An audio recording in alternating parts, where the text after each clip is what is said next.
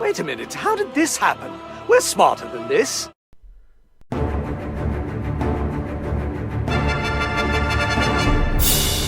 Welcome back to Disney Marvels for week of June 12th, 2022. This is episode 180. Disney Marvels, the show about Disney, Marvel, Lucasfilm, Muppets, Pixar, 20th Century, the parks, and much, much more. If it has to do with Disney, it's fair game. I'm your host, Matthew Graken. We'll be back after these messages from our friends and sponsors.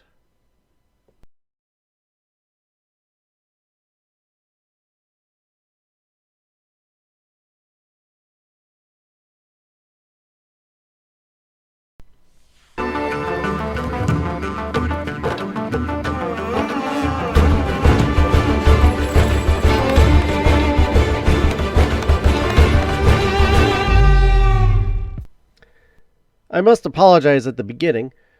I had to do this off the cuff. I didn't get to reach out to anybody to have them join me for this review. I'm going to be talking about Kenobi Part 4 and Ms. Marvel. And I know a bunch of people want to get on board for that one. And unfortunately, I was a little indisposed, under the weather this weekend. As you hear, my voice might be a little raspy or just sounding a little off than usual. And so yeah, I wasn't able to record this weekend, so I'm doing this solo kind of last minute, but I wanted to make sure to get this episode out there just because it's well, again, we're talking about Kenobi Part 4 and Ms. Marvel, the first episode, which I thought were both very enjoyable. Spoiler alert right there. You could turn it off right now.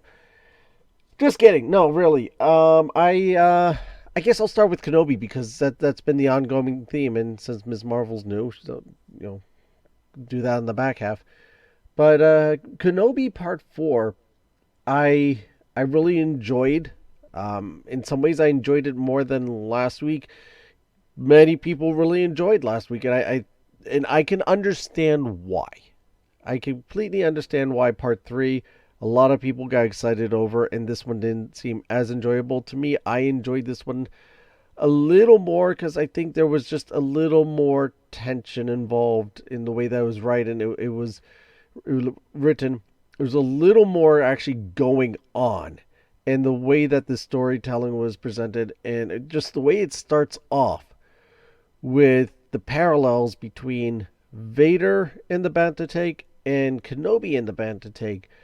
And are they sensing each other or not? It's hard to tell. You get the impression that there is a connection there. Either way, if they are or not, just the way that it's presented shows that there's a connection. Whether the two characters do realize it or not, us as the audience are being shown the connection between each other and the parallels between each other and what's going on. You assume that they are because of Kenobi's reaction and how he has to get out of there. And he needs to keep moving forward and knows that something's going on, something's wrong. He needs to go find Leia. And that works out nicely. Again, presented very well. Seeing the Inquisitor's Temple. I've seen it or played in it even in Jedi Fallen Order. So it's nice to see, or it's a good place to go back to in Kenobi. And it, strangely enough, you would think being the video game is something completely separate. It takes place at a different time. It takes place before Kenobi happens. But there is a similarity in the structure, in the way that it's presented, and the location. You get a lot of similarities. You get a lot of the same type of setup. So if you played the game Jedi Fallen Order, you recognize the space and you go, "Oh wait, this is this type of area. Okay, we got this and that." It's not like it's a completely new or different structure. Though with how it ends at Fallen Order, you kind of wonder how this is there. But again, there's some times that's passed. The Inquisitors obviously are still around. If anything, they rebuild. It's a different part of the temple, whatever. You have of a lot riding on it on this episode. And I think that's kind of what made me enjoy it better is that even though you do kind of know some outcomes, there is more weight behind this one with trying to get through. How do you rescue Leia? You know Leia's going to get rescued, but there's more of a question of how is this going to happen, and will this be the episode, or are we going to have another episode or two before she's rescued? Being that we still have two episodes after this particular one, so you could always push that back in the timeline. Seeing Kenobi also practicing his craft of the working with the Force and trying to get himself reattuned with it, and trying to move little things and start doing stuff again. When they land on in the temple in the area, and you just feel that you're in the lion's den, as it were, and seeing all the troopers and everybody marching about and moving about, and the security officer giving the woman helping Kenobi out a hard time and going on about, well, where's your order? Well, why are you here? You don't have to be here. And she pushing back to be able to get Kenobi through, and him having to swim in, which I was kind of curious, how is he going to get in? He swims in, and he sneaks in that way. And then you have the scanning droids going about. He has to move them, and then you got the stormtrooper. Brilliantly set up. Something I have to say about this series in general is that the cinematography has been brilliant. The look, the feel, the way the camera is telling the story has been absolutely fantastic. The lighting, the aesthetics, top notch, incredible, absolutely incredible. I That's something I didn't mention last time as well. In part three, that's something I did like was that when Kenobi and Vader were walking around with their lightsabers out and just the glow coming from it, and they used that to kind of light the way. And that's something you really haven't seen in Star Wars before in the movies. You get some glow from it, but usually it's been in the light, or even if it's in the dark, you don't get that it's emanating light from it. And it lights up everything around it in the hue of the lightsaber blade. And they did that last episode. They did it again in this episode. Whenever Kenobi is, he sneaks off. He gets past the stormtroopers, gets past the droids, and whenever he's finally rescuing Leia, and I know I'm jumping ahead here, but he makes the room go dark, and you just see his blade light up and strike down the one stormtrooper, and then he turns the blade off, and the other stormtroopers trying to try to make it sound like, oh, I know, you give yourself up now. I know where you are. Give yourself up. He has no clue. He has no clue, and Kenobi makes short work of him. So that's again the lighting though off of that, and the insane amount of detail that they put into that, I think is fantastic. Deborah Chow definitely deserves recognition for that because it really gives this a distinct feel and a look that is attention to detail that is surpassed what people probably were expecting or what we've seen in a lot of Star Wars stuff so far. Animated, live action, whichever. So they're doing a fantastic job with all this. And gets Leia, and they're running out, and then the battle. We get the snow speeders, but they're not snow speeders yet. They're just these new vehicles that they have for the mining. What a wonderful job! What a wonderful job, and how they're handling Riva's character and how she's doing things. And it's okay until it's not okay. So, until she messes it up, like losing Leia, it's not okay anymore. But it was okay before that. So, with 2 episodes left, I'm very curious to see how this is going to proceed. I'm not going to say wrap up because anything can happen. But how we're going to proceed with this and the direction this is heading in. So I'm still hooked and I'm still all in for this episode. This episode, I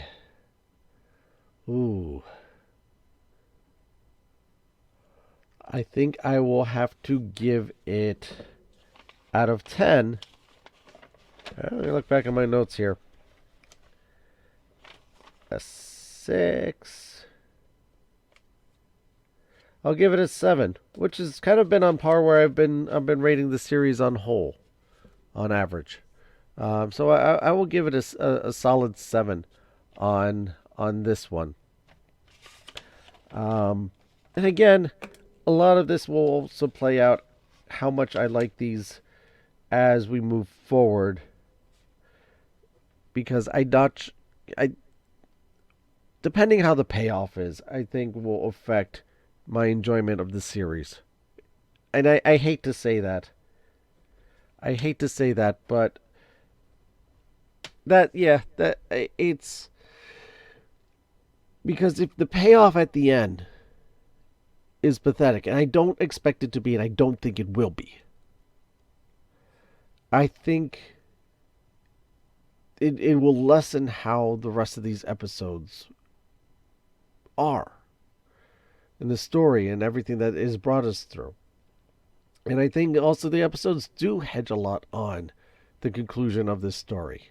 All this is leading to that point and bringing Kenobi forward from a man without faith and without any trust or purpose to becoming someone with purpose and rediscovering his faith and rediscovering himself. So, yeah, if it doesn't play out well, I think we will lose some luster from these previous episodes. But if it does play out well and we get this amazing conclusion, which is what I'm expecting, then we shall have, I think it will kind of lift everything and go, oh wow. And you go back and go, at this point this happened, and at that point this was happening. And that will just give everything more purpose and more meaning. And then I reserve the right to go back and correct myself. So that's Kenobi. That is Kenobi episode 4. Looking forward to episode 5 when this episode drops. My episode, not Kenobi's episode, drops on Wednesday. But moving on to Ms. Marvel. Ms. Marvel. The marvelous Ms. Marvel. I have a problem at the beginning of this episode, of this show. And I'm going to state my problem right now. And if you've been a long-time listener of this show, you may know what's coming.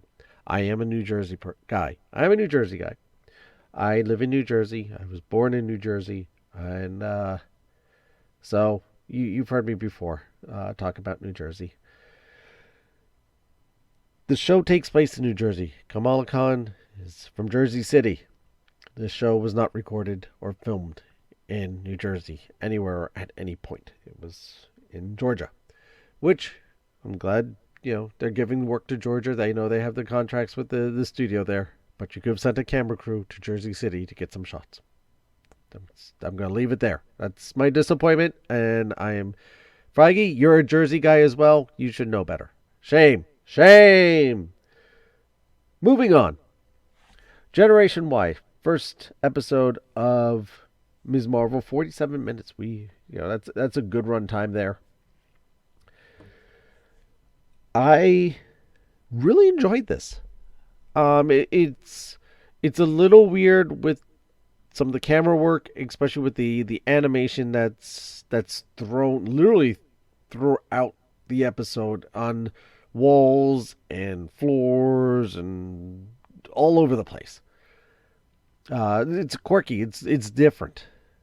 It kind of has a Diary of a Wimpy Kid / Lizzie McGuire type of vibe going about it, which is kind of, I think, the market for this character. They're going for that tween teen type of thing. But again, it's a family show, so anyone could enjoy it, and I certainly did. It's reviewed fairly well for the Marvel shows. The actress herself, Inman Finale, I apologize if I get that wrong. She plays it well. She does a really nice job. And from what I know of the character through different mediums of being introduced to this character, it's the fangirl, and this is exactly what she is. And she does a very nice podcast, and I'm jealous and wish her to be on my show. She again, they make her very much in line with the character, fangirl, nerdy fangirl, who ends up becoming a superhero, and that's how this works out. How she goes about getting those powers, a little different. She gets it from this bracelet. We shall see how that plays out and what that all means. But that's besides the point. And the powers are, yes, they are slightly different. She doesn't have the stretchy power. She has more this diamond shimmer force power thing that she's projecting. But it worked. It worked for me.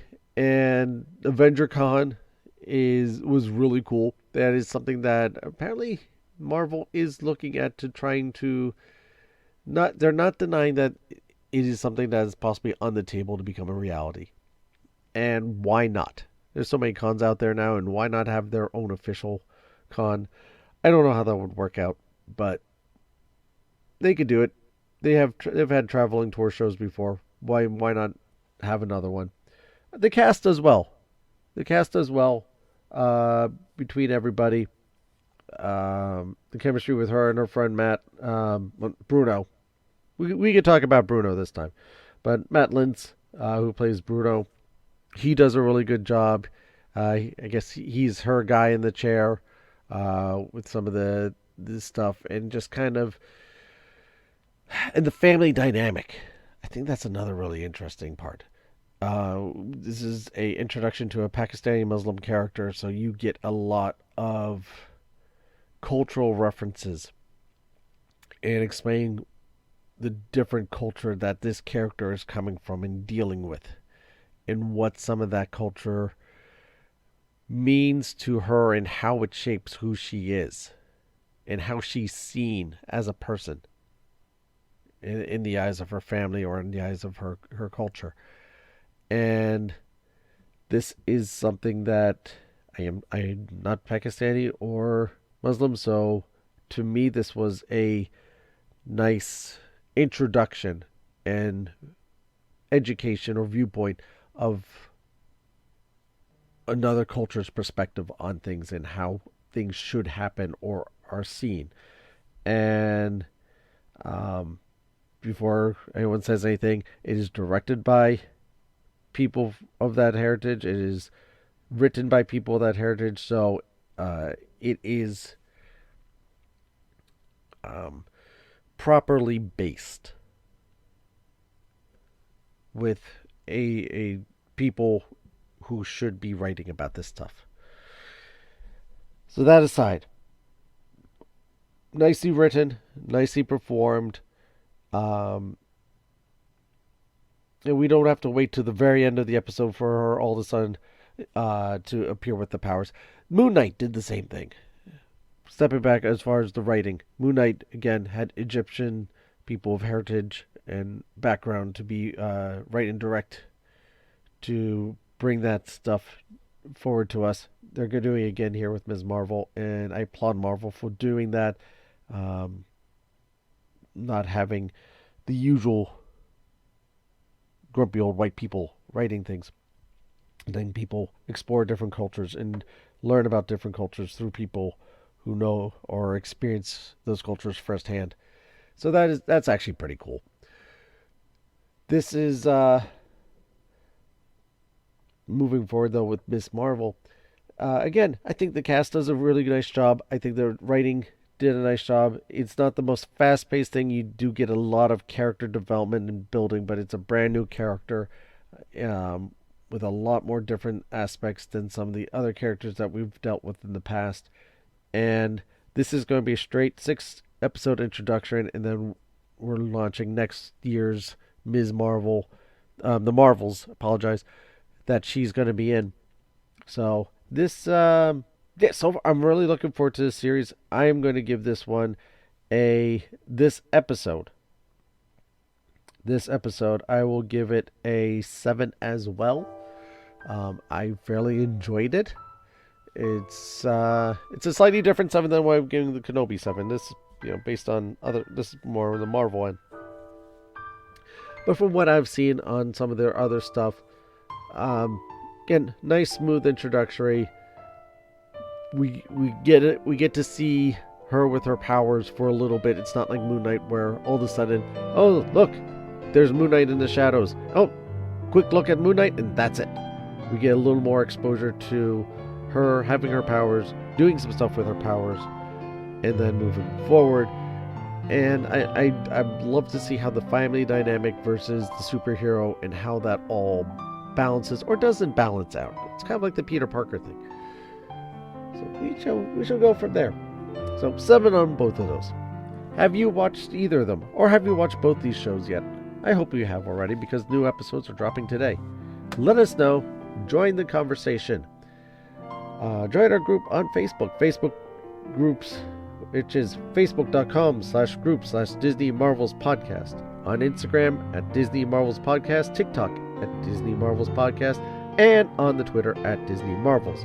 Don't forget to subscribe to our YouTube channel, where you can find audio versions of the episodes as well as other stuff on there as well.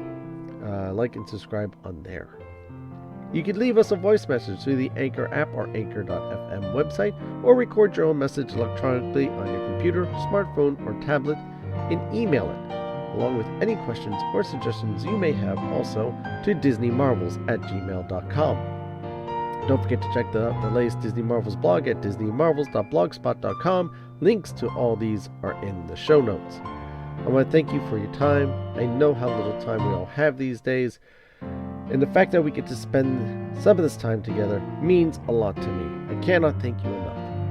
If I could ask you to go onto Apple Podcast or Spotify, leave us a rating or suggestion review on there. It helps others find out about the show. They'll help promote the show. Or you can also just simply share the link to the episode on your social networks and let people know. Check out the Disney Marvels Podcast. The more people in this Disney family, the better. That's what Walt believes. That's what I believe. While you're at it, don't forget to subscribe to the show as well. This way you always know when new episodes are posted. And while you're at it, consider becoming a premium subscriber. Really help the show out. Get those movie reviews going. You can do this over at anchor.fm/DisneyMarvels/support, or find our Patreon page. You can also check out our merchandise shop. Get yourself some cool Disney Marvel Podcast stuff. Shirts, hoodies, pillows, mugs. We got a whole bunch of different things over there. Check it out. It's all good stuff. I got a couple of shirts and hoodies myself. Had them for a few years. They hold up well. The image on them still is on there really good. And the shirts are good quality. Definitely check them out. Definitely worth getting. Lots of sales going on too. So take advantage of that. You can find the links to all these in the show notes as well. Because remember, this show is brought to you by listeners like you. Whatever you're facing out there, whatever troubles, hardship seems to be bothering you, don't give up. Look deep within yourself and find the light. The light will guide you to where you need to be. Do not be afraid to ask for help. Be your own hero. Never give up. Never give in. And let your light shine for all to see. Now I'd like to end this week's show with a quote from Walt Disney himself. People often ask me where we find our stories about animals. My answer is that nature herself writes them. The wonders of nature are endless. Sometimes we can recognize ourselves in animals. That's what makes them so interesting. Again, that's from Walt Disney. Thank you again for listening, everyone, and I'll see you next time.